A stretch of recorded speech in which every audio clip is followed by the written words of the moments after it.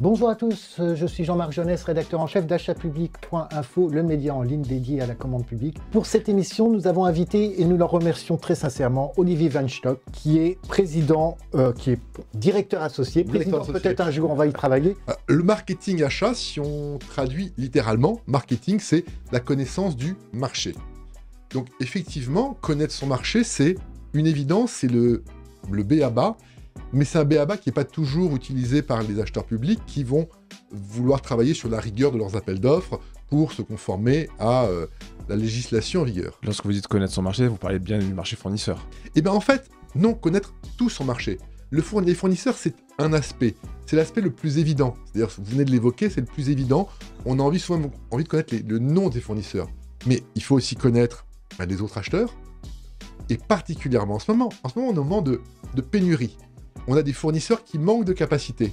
Mais c'est intéressant de savoir, si vous faites un marché de travaux régional, ce qui est intéressant, c'est de savoir qui d'autre a fait des marchés de travaux régionaux, ce qui vous permet de comprendre la capacité du marché. Donc, discuter son marché, c'est aussi connaître vos concurrents à l'achat. Quelle est la taille critique pour se dire, là, je dois et je peux faire une étude de marché? En fait, c'est une question de priorité. Sur quel sujet il y a un intérêt, il y a une valeur ajoutée à prendre le temps de faire une étude de marché. Maintenant, si on prend un peu de recul, combien d'appels d'offres sont infructueux tous les ans? Combien d'appels d'offres publics? Mais si on chiffrait ça, on serait sur des dépenses de milliards d'euros qui ont été perdus. Une étude de marché permet d'éviter ce problème-là. Tout le monde, les acheteurs publics connaissent bien le problème de l'allotissement. L'allotissement, c'est un sujet clé. Les acheteurs publics sont conscients que si on rate son allotissement, on rate son appel d'offres. Eh bien, on peut difficilement faire un bon allotissement sans faire une bonne étude de marché. Vous pouvez nous en parler assez brièvement de quoi il s'agit? Alors, je pense qu'il y a beaucoup d'acheteurs qui connaissent la matrice de Krajcik, mais je vais redire oui. deux mots. Il y a deux axes dans la matrice de Krajcik, la complexité et l'impact financier.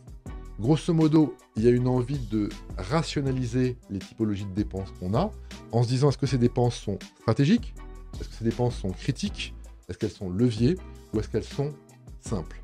Et on ne va pas traiter une dépense critique comme une dépense stratégique.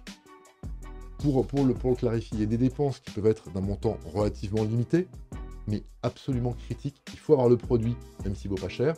Il y a d'autres produits qui sont stratégiques, dans le sens où ils sont critiques et chers, et il y a des produits qui sont... Enfin, voilà. Donc il faut comprendre à quel type de produit on a. Là, on parlait de la cartographie tout à l'heure. Évidemment qu'il faut rentrer sur ce sujet-là. Si on est sur une dépense qui est simple, sans criticité, sans valeur financière, on fera sans doute pas de cartographie. C'est une forme de pondération des besoins, en fait. Je dirais pas... après, ça peut amener à une pondération pour se dire, voilà, où est-ce que je mets mon énergie? Sur quel type de sujet je mets mon énergie, effectivement, oui. Donc une fois que l'acheteur a défini sa famille d'achat, si c'est stratégique, critique ou simple, donc ce dernier va pouvoir ensuite réfléchir s'il va mettre en place une étude de fournisseur, ensuite du sourcing et ou faire un benchmark. C'est ça. Sur ça. C'est bien le sujet, oui. Et la deuxième matrice Mais je t'en prie. qui est la matrice de Weinstock, qui est la vôtre. Voilà. Quelle est la différence avec celle de Krajcik?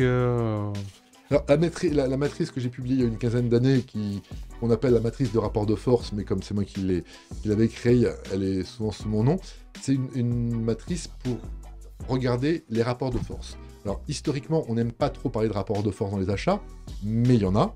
Et donc, l'idée, c'est d'avoir deux axes, un avec la position de force de l'acheteur, l'autre avec la position de force du fournisseur. On a 4 cases, KissMe, BitMe, SupplyMe et PartnerMe. C'est pas une matrice sadomaso, c'est juste de donner les noms aux choses. Vous savez, les étoiles n'existent qu'à partir du moment où elles ont un nom. Une étoile qui n'a pas de nom n'existe pas. Et là, on voulait mettre un nom sur le rapport de force. C'est intéressant parce qu'il y a 15 ans, quand j'ai créé la matrice, ça intéressait. Maintenant, les problématiques de rapport de force, c'est extrêmement important. Quand on voit à quel point certains acteurs publics n'ont pas pu acheter ou ont acheté dans des conditions extrêmement compliquées parce que les rapports de force se sont inversés. Donc, par exemple, quand on parle de la case qu'on appelle la case de BitMe, des fournisseurs en BitMe, ça veut dire que finalement, le fournisseur, on peut le changer facilement. Il y a une concurrence sur le marché. On a des marchés qui veulent vous vendre, qui ont de la disponibilité.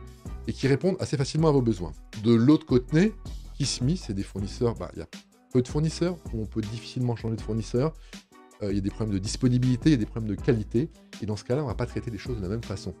Très clairement, là, quand on parle de structuration, quand on parle de cartographie, si on ne prend pas en compte le rapport de force qu'il y a avec un fournisseur, où est-ce qu'on en est, eh bien, on est complètement à côté de la plaque. Il y a une autre case qui s'appelle le Partner Me. On parle d'innovation dans les achats. L'innovation dans les achats, on la met avec du Partner Me. On ne peut pas innover avec tous les fournisseurs. Il faut choisir ses combats. Et puis, il y a des fournisseurs avec lesquels Supply Me, tout le monde s'en fiche un petit peu, on travaille ensemble, il n'y a aucune criticité, il n'y a pas d'importance, mais on travaille ensemble. Il faut être capable de savoir où est-ce qu'on met ses efforts.